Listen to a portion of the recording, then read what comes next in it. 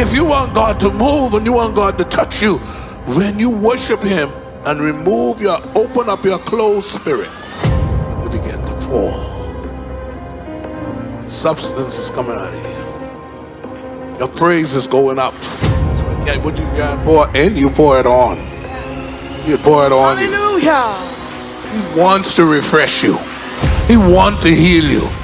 He wants to deliver you. Amen? Yeah. But the atmosphere has to be right. This is a force field.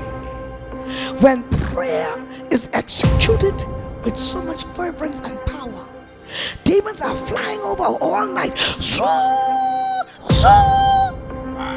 Pop, they cannot get in.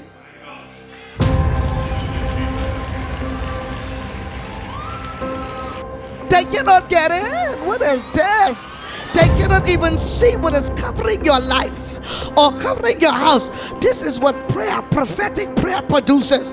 This is when you get to the place in God as a prayer warrior, as an intercessor, where your prayer is causing now a force, a what? Force field. Rabasaprakata. I said somebody being touched by Holy Ghost. Loose.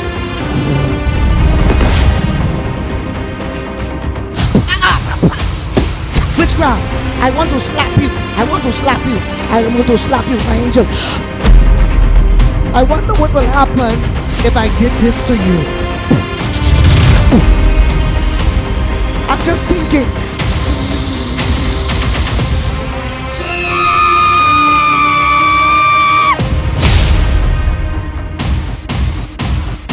Anxiety. And then there was even in a dream, like somebody is carrying like a bag, and it's like it belonged to you, like a briefcase or something. And when they reach you, documents is in this bag too. But when they reach to you, like they disappear, the bag disappears. I remember that dream. Do you remember that dream? I remember that dream. In the name of Jesus Christ of Nazareth, I set this boy free from you.